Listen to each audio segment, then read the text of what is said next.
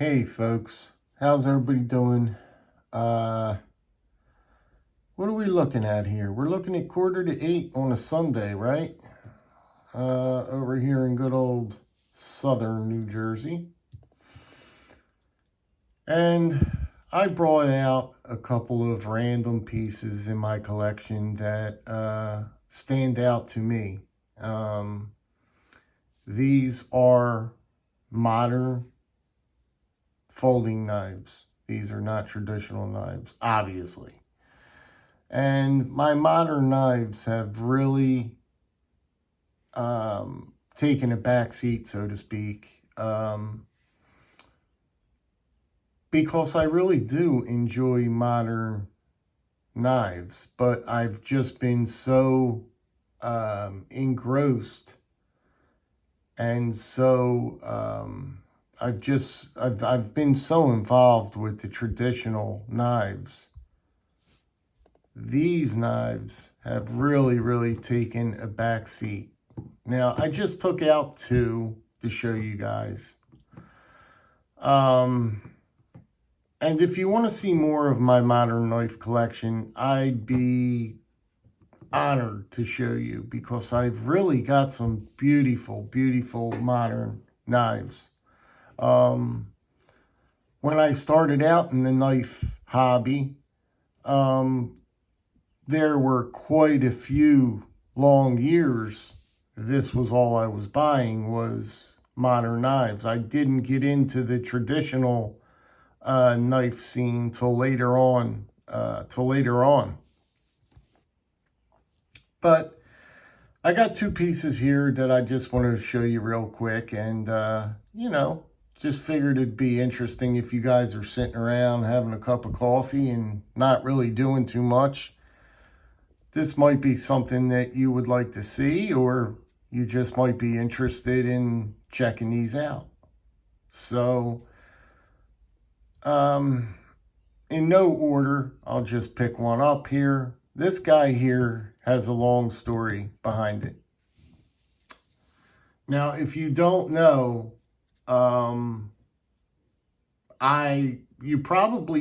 lot of you may not know that I am a very big cold steel, how do I say this?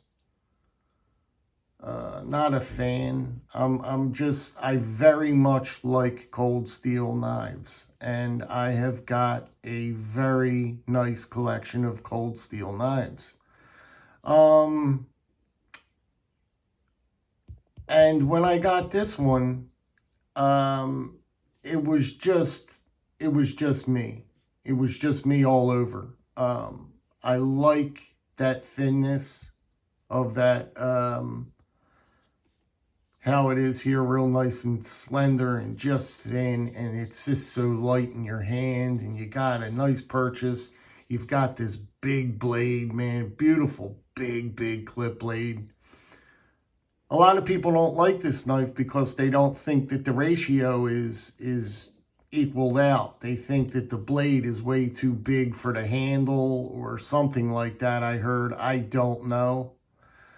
But this is one of my favorite pieces in my cold steel collection. Now, I've had this one also sent off to Nathan's Knives. Now, when you get this knife, if you buy this, first off, it's a $40 knife with a triad lock. $40 knife. I don't know how you could possibly slip up and not pick this up. But hey, to each their own. People they may not like this, may not like a blade this big, it's a big piece. But I won't do it around camera. The action is just really beautiful on it. Like I said, Nathan did his, it's called a rock pattern on the scales. Because when you buy this, if you go over to any site, Blade HQ or whatever, it comes very textured, like a stippling, a very fine stippling. and it made it very hard to carry.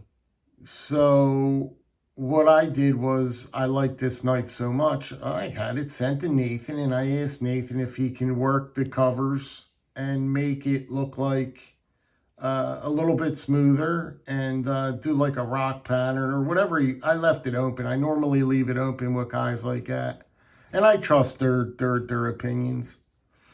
So he went ahead and did this on the scale, the covers, and they just came out beautiful. They really did. Not only did he do that, I only wanted this done. This something quick. He took the extra step and jeweled the back spine. He did a jeweling on the back spine. He even jeweled, I didn't know it, and he told me to look. He jeweled the end of the clip. There it is. I didn't notice that at first. He had to bring that to my attention. I said, oh my God, dude, you jeweled the clip? But he did a sharpening on it. Just the whole ball and wax, it's just done. I mean, there's nothing more you can really do with this piece. Listen to this lock up.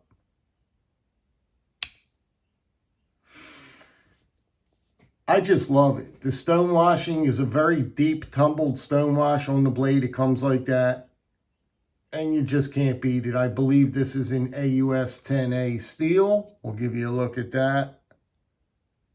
No, it is not in AUS 10A. It's 403 4034 SS. But look at this stone washing. Give you a look at this. But that's that one. That's my Cold Steel Range Boss, and I love this knife, man. It's light as feathers, if I didn't tell you. There's no liners in there or nothing. It's just a very, very light, great knife. For 40 bucks, I sometimes spend 40 bucks in Wawa. I walk in Wawa and I'm like 40 bucks in.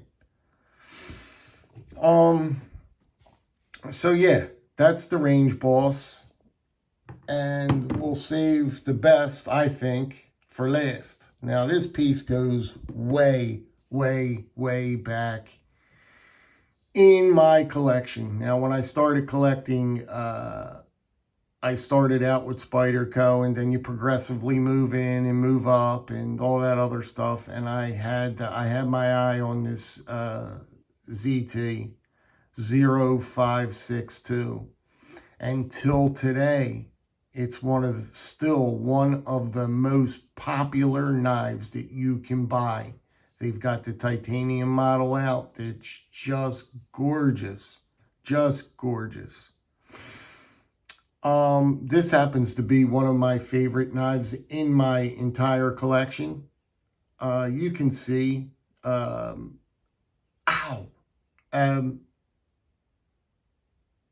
you can see that I had a Mira polished edge put on this one.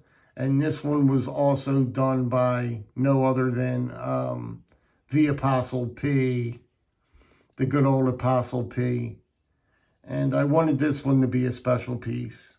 Like I said, when you send a knife to him, he doesn't like, if you just want the sharpening done, he really doesn't like just sharpening because stuff gets in the pivot and stuff. He likes to break it down, and like I said before, he calls it the spa treatment. He likes to clean all the internals out, rework everything, and I'll tell you, it's well worth it. It's well worth it. This edge is just, what do you say? What do you just say about it? You know what I mean? It's a frame lock. He was going to do an over travel stop. I was going to change the color on that. Never got around to doing it. I was going to change the color of this screw right here. You wouldn't believe how this knife pops on this side if you put a colored over travel stop there and you just match that screw right there. Change these two. And you could even change, I've seen these all change too. And it's just on another level. It just looks just awesome. So yeah, this is, let me see there, the 0562 Hinder design, and this one is in Elmax. Now this one is special because at the time, there were two different variants you could get in the steel. Now I forget the other variant, man. Darn, I'm pissed. I was trying to think of it. I think it's M390 it was. And everybody was like, nah, you don't want that. Why are you picking Elmax? Why are you picking Elmax and not the M390? I was like, at the time, I said, you guys pick what you want, and I'll pick what I want. So I picked the cheaper, and everybody was like really, really mad. They were mad at me. They were like, why are you doing that? You know, because the knife was like, at the time, I think this is like $265, I think. It's like $265 knife, right? And I'm picking the lower grade steel. They were hot, man. They were mad at me, all the guys that were buying these at the time, because at the time, this was everybody had to have one of these. It was just one of those knives.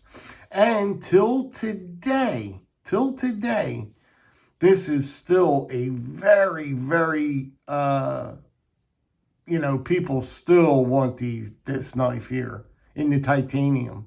But now it's even better because you could get the whole thing straight up titanium. It is bad. It's like $320 or something like that. I don't know. I think it's over 300.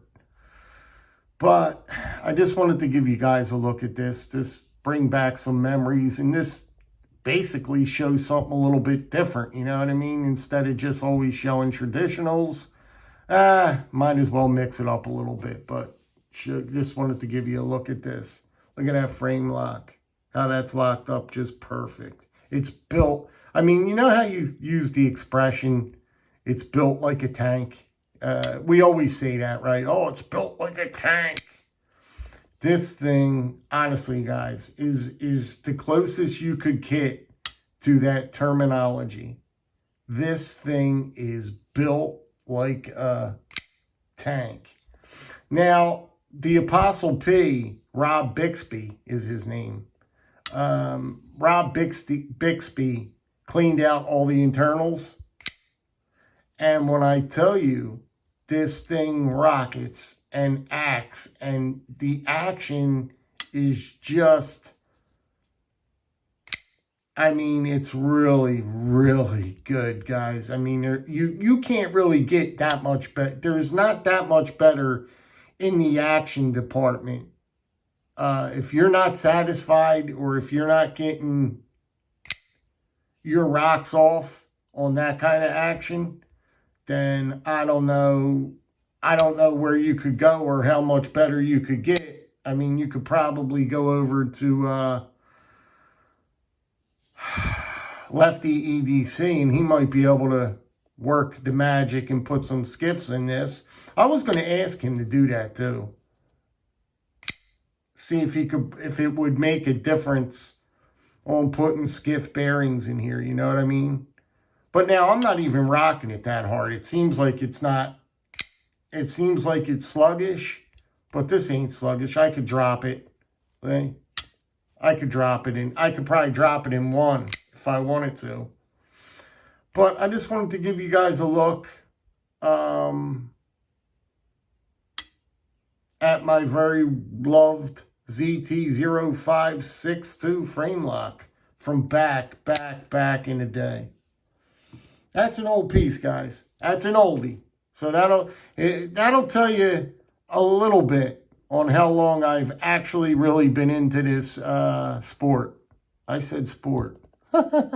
Hobby. This right here will tell you how long I've been in it. You know what I mean?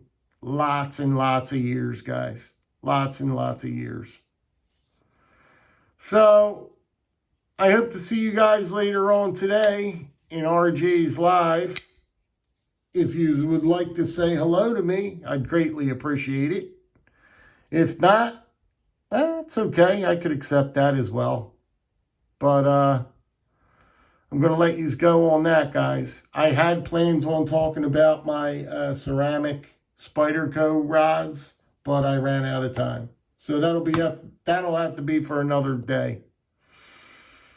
All right, guys. Yous be good, be well, be safe. And I'll see yous over at RJ's place. All right, guys. Stay well. Bye-bye.